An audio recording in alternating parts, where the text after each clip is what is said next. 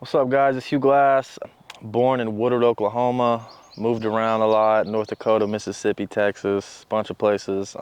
Dad passed away young. My mom cut hair, so really, we were just running from life. She could cut hair anywhere we went, have a job, so I was in the car a lot. I got to listen to a lot of music. My mom was playing AC/DC and Aerosmith, and my stepdad was playing Johnny Cash and shit, so a lot of my influences came from not hip hop. The first hip hop I actually heard was Kid Rock, and it took me over. It consumed me. So, and then from there, yeah, I heard Eminem, obviously, Biggie Smalls, Tupac, Kanye West. These Lil Wayne, these icons, and really just being in the car for so long with them in my head, it's like I kind of just formed this little coalition, this little writer's table or whatever. And yeah, just, they were with me when my father wasn't and when my mom was at work. And so they were just my little father figures, and I kind of just formed how I write and how I create, thinking, through them. And there's some bars in it that now that I digest are really crazy. Not only were they like personal, but like where you took it lyrically was like painting a picture. I think it's the eulogy line about, you said something about your son, I'm trying to grow to my father. Right. Whatever it is, right. It just keeps going, and I didn't realize like it connects, like you want to be good to your son. Right. Right. You want to live till your son can give your eulogy, but there's an extra bar, I think, after that even makes it like, oh, fuck. Thank you for the future me. Thanks for all the sacrifices. I hope you found a newer me. I'm just ready to see the man that I grew to be and see the man I raised before he's reading off my eulogy. Yeah. That's crazy. Yeah. Damn, that hits different. When I die, talk me up to him like every Thanksgiving. Yeah. That's it. Was just the extra. Right. The extra, because obviously the eulogy line was like, damn. But now to hear it later, and I'm like digesting every bar. Dude, it's crazy for me too, because like it's been a couple years, over 2 years, so it's like I'm hearing shit that I've know by heart at this point, goddamn it. But it's like I'm hearing. Yeah, I know it by heart, and then I'm like, oh, talk me up every Thanksgiving. This time, or I'm That's sick. You know That's what I mean? sick, like, bro. It's the same lyrics that I know by heart for That's 2 hard, years now. man. But I'm thinking about a different experience. Yeah, you could have ended it there, that weird. part. Right. But that's funny because there's just 8 bars of an extra piece of beat that we made that was like, what can we do differently? And it's just like, it's one of my favorite parts of the whole record. And it's so, I didn't even think about it, but yeah, bro, looking back, it is just like, when I was a kid, that's what my father's family would do. It's like I would go see them on Thanksgiving or Christmas, and there was these stories that was like, yeah, bro, it's like I didn't meet him, but it's like you kind of feel like, oh, he's a superhero, bro. He was the best dude ever. And it's like, and I know there was that dark side too. Right. Like, no one's gonna tell you the bad story. Exactly, bro. And it's just like, yeah, my dogs, like I hope y'all would be like, hey, Rafe, come here, bro. I know, like your mom's not gonna tell you this, but like your dad was a rock star, buddy. This boy got down. Shit, bro. This boy was barred up. Right. Oklahoma, it's a beautiful place. It's simple. It's that southern hospitality. You kind of get the best of both worlds. We're right smack dab in the middle, so get a lot of people from a lot of places, and it's a nice little melting pot, man. But I love Oklahoma because I can walk around in basketball shorts and cowboy boots, and nobody looks at me weird. I think there's a certain culture here, a hard work culture. Blue collar mentality that I think people can relate to, and yeah, I just try to stick to that. I think just because I'm a musician, it's not the same type of work as a auto mechanic or a plumber, right? But it is work, and I am from Oklahoma, and so I think like, yeah, just me trying to do my part and give some light to that side of Oklahoma. Like there are creative people here, and there are beautiful artists that make great art, and yeah, if I could just do my little part to kind of mend that blue collar and that art, I think that would be beautiful. A lot of dope producers, that's what pops in my head first. Shout out Blev, shout out Josh Salee, shout out Hyvo. Sauce me up, GQ. Man, some great artists also. I got to work with locally here, Kid Lennon, amazing, Cage, and just really amazing local talent. And outside of that, T-Rell is an R&B artist I got to do a song with, and he's so fucking cold. Recently, Mexican OT kind of came out of nowhere. I got to go and do a song and video with him, and then we did a show together, so. Walk around with the saddle and horses, snakeskin boots, we ain't rocking no forces. I got a homie with goals in the locks, he coming to take all the Papa Bear's porridge. I had a 22 rifle at 13, big brother had a McGlock that's important. Oklahoma out to California with a pound in the whip while I'm soaring. It's exciting. I love working with other artists, and Blake Fades also. We have a song in the works too. Country, hip hop vibe. Who do I want to work with? I want to work with someone weird, bro. I'm trying to work with like someone who doesn't make sense for me to work with, you know? Like obviously, Alan Jackson feature would go fucking crazy. My life would be made, but I want to get like Glorilla on a country track. That's my shit. I'm trying to do some weird shit. I think a beat from The Alchemist with the West Side Gun feature, or just him going boom, boom, boom, boom, boom, or some ad-libs. Tyler, the Creator, would be sick. Yeah, man, J. Cole. First part of that, yeah, I just grew up with nothing, you know? We grew up poor, and I was moving around a lot, so I didn't have a lot of resources, and then I had to make new friends fast. So I understood the value of a relationship, a good relationship early on. So that helped, and I think, yeah, just, man, I don't know, I'm stubborn. If I want something, I'm gonna get it. At least that's my mindset, and so when I started music, I didn't know what the fuck I was doing. I didn't know how to get on a tour, how to drop an album, how to promote it. Like, I didn't know any of that. So just slowly, step by step, I met the right people and kind of figured out, oh, how are you doing this? How are you booking these tours? And, you know, you just one step at a time. Touring is fucking gruesome, bro. It's gruesome. It's exhausting. It's draining mentally, physically, and financially. But all that to say, like, it's the best decision I've ever made in my life. From California to Iowa to, you know, just the Red Rocks, down in Texas, all these people with, you know, they just want to escape. They want a rock star, bro. They want to escape. They want to forget about their bills. They want to forget about their whatever situation at home. And that's the common thread, is just like, music is a drug. Music is a medicine, and it was good for my soul because, you know, in Oklahoma, we don't have that atmosphere, bro. We don't have this raging support for local talent, especially hip hop. So it's just like, to be on the road in California, and these people have never fucking seen a cowboy in San Francisco, it seemed like, bro. People are grabbing my boots on stage, and it was just a really good experience, and it, yeah, it just rejuvenated me, man. A good reset, and it got me inspired, and yeah, it got me motivated. And I would say to anybody who does want to go on tour, fucking do it. It's just a lot financially, and if you can make it happen, make it happen. That's all I would say.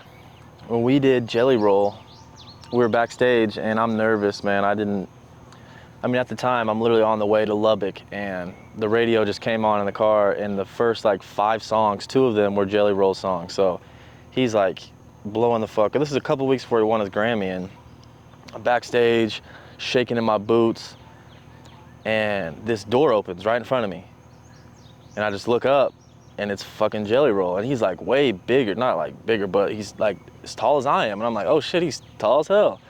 And he like, I'm in fucking shorts and cowboy boots, and he looks at me, and he looks up and down, and he goes, I like your boots, Bubba, and just keeps walking. I was like, oh, that's the coolest thing you could have ever fucking said. So it wasn't like, hey, how's your family? You know, none of that. It was a small country gesture that let me know I'm right where I need to be. The other one I would say is Mexican OT, Virgil.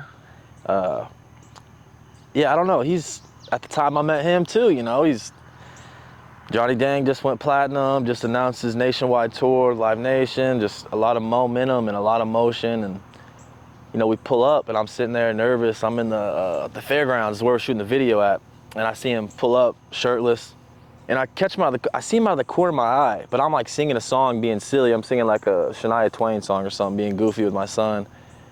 And then I hear somebody else singing a different song coming up in the background, and I look over my shoulder, and it's Virgil. I'm like, oh, that's crazy. And then as soon as he sees me, bro, he's like, what's up, man? And then runs up, gives my son a hug. It was just genuine, bro. I mean, he stopped the video shoot so we could go smoke in his car, and you know, he was singing country music to me, and he was like, bro, he went on YouTube and he typed in like country rap type beat, and he was like, pick one, bro. And I picked one, and he started singing this country shit. I'm like, okay. So those two really stand out. They were just both, you know, real genuine stand-up dudes. Momentum is, I mean, it's gotta be one of the most important factors of this whole thing, you know? And it's hard to get going. So when you have it, you definitely don't want it to stop. You gotta keep that ball rolling. And I think the easiest answer is just content, you know? Good, high quality content at a consistent rate. But also I think, you know, doing stuff like this, man, doing interviews, doing storytelling, doing a little more than just raps, you know? Letting people in, and it's hard and it's weird and it's like, yeah, I don't know, it's awkward. I'm awkward, but just giving more of myself, you know, and allowing me to be there for people, bro. I guess that's the biggest thing, because the looks are gonna keep coming, you know. I'm not gonna slow down. I'm not gonna stop working hard, but I think if I could just do better, you know, really connecting with people, that would be my goal, or how I keep this thing going. Bridging the gap between country music and hip hop, I think, is actually fairly easy. You know, country music and hip hop have a lot of similarities, and I mean, just to be frank, man, I was listening to the best country music when I was 7 years old, you know, and then at 10, I'm listening to Kanye and Jay-Z and Eminem. So it's like, from a very early age, being alone with these geniuses, you know, I think it just allows me to, like, yeah, smoothly transition and not try to do too much of one or do too much of the other. Like, it's in me, you know. I was born in this red dirt, so it's easy to, and I do rap pretty well. So yeah, just being myself and really gripping on to that. Don't be scared of these cowboy boots, you know. Like, people love this shit, and yeah, a red dirt rap, baby. When we lived in Mississippi, my stepdad, Edwin, emo. At the time, Tupac was my favorite artist, and I don't know if you got the hint, but we were in Mississippi. I was one of the only white people in the entire fucking state. My stepdad was black, and one day he caught me writing Tupac lyrics, because I didn't know, bro. I'm 12. And I would just obsess over these lyrics. And it wasn't just Tupac, but the one he found was, and there was like bad words. Like, I'm saying the F word, there was an N word in there. I'm writing it, but he finds it, and he's like doing the laundry or whatever. And he's like, just came to talk to me like, hey, I love that you're obsessed over this. I love that you know, found a passion or whatever, but you just can't be writing this. Like, if your mom found this, she would whip your ass. So, and then he kind of was just like, why don't you write your own stuff? Why don't you? And then from that moment on, I didn't really knew what he meant. I didn't know you could just like find beats that didn't have words on them and start making your own music. You know, I had no concept of that. So over the years, I find, you know, type beats on YouTube, and I'm like, oh, okay, this is what he's talking about. So I would say early on, like 10 years old, 12 years old, I'm writing in class, and I'm getting in trouble by my stepdad for finding lyrics, but I didn't actually start making music until my son was born. I don't know, it just kind of hit me like, I'm either gonna be the CEO Father of the Year, or I'm gonna show him that, yeah, you can have a passion, you can have a dream, and you can chase that shit as long as you're, you know, hardworking and consistent and true to yourself. So yeah, sponsorships are very important for me, because starting out, I didn't have a bunch of capital. I didn't have a bunch of money to go play around with. So, you know, I quit my job and lost my immediate source of income. So I had to kind of figure out, like, how are these people doing this? How are these people making a living off this shit, you know? And through that, you meet, locally there was this like marijuana boom in Oklahoma when I quit my job. And so these people needed artists for their events, and they needed promotion for their products. And through that, you know, I just think me being genuine and me having some sort of, you know, motion in the area, I think it made sense. You know, I showed up and I was just in their face, dude. And once one brand saw me doing something, another brand would reach out. And so it just kind of stockpiled. And yeah, a lot of it was cold call. Like, at first, I didn't realize it was even a thing. Someone asked me to perform at an event, and they were like, yeah, we'll pay you to come perform. And I was like, okay, for like weed people? Like, you guys are just gonna be smoking weed? They're like, yeah, you could just perform at the end. And was like, okay, so I did that, and then that's when the first couple brands just, you know, followed me on Instagram, reached out, hey, what would it cost for you to come out and do these events? And then it kind of realized, like, okay, this is a service. People need this service. So then then it turned to when I had bigger opportunities that I couldn't necessarily come out of pocket for, like the tour, I would ask these people that I had a relationship with who own these businesses, and, you know, can we trade? You know, you buy these shows, X amount of shows, I'll do X amount of promotion, yada, yada. And then that just kind of one thing into the next led to where we're at. And yeah, I'm just trying to take it to the next level. And where I'd love to work with like a brand like Wrangler, you know, someone who, I own Wranglers, bro. I love Wranglers. And just a weird collab like that, like hip hop and weed makes sense, but I'd love to do like, dude, anything crazy. Fucking Fashion Nova collab with Cowboy. I don't know, you know, but it's very important to me, and I do love to try to bring as much value as I can.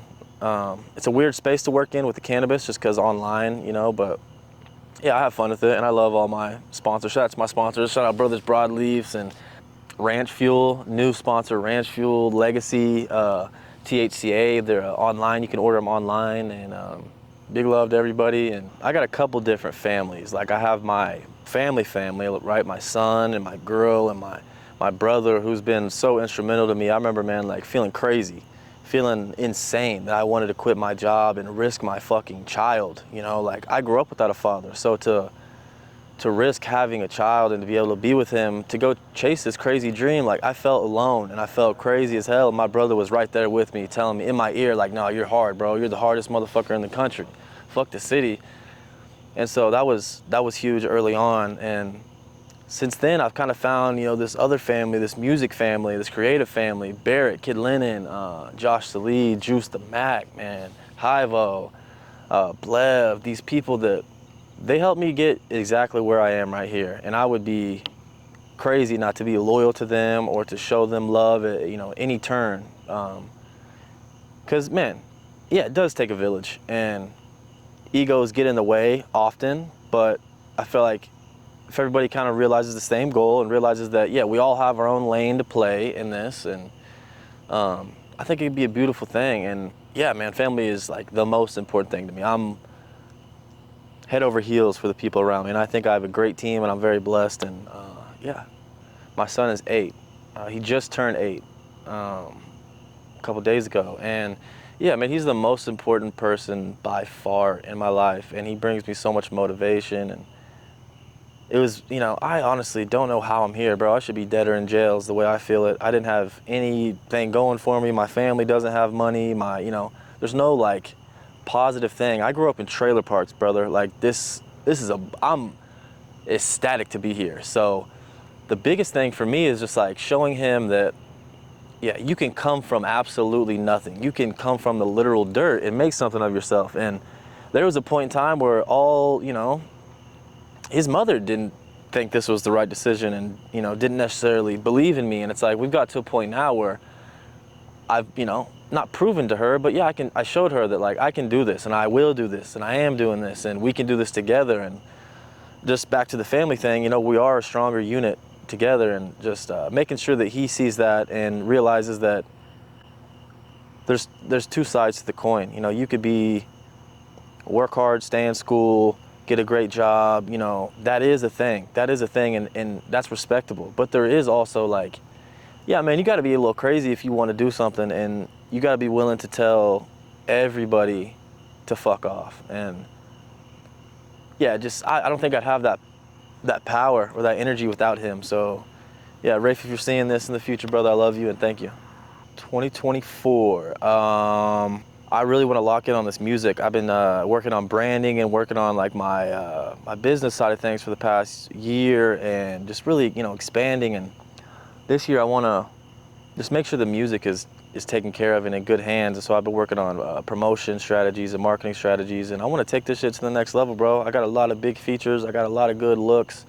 I'm trying to win a Grammy, bro. If we're talking about the future, I'm trying to win a Grammy. I'm trying to drop 2 in a year like I'm DMX and win a country and rap Grammy, bro. That sounds crazy. Sounds insane when I'm sitting here saying it, but I don't know anybody that's ever done that. I think Nelly might have got close with the fucking Tim McGraw or whatever that was. But I think, yeah, if we're talking crazy manifestations, bro, that's what I'm sitting on. I want to drop 2 in a year like I'm DMX and win a fucking Grammy in country and rap.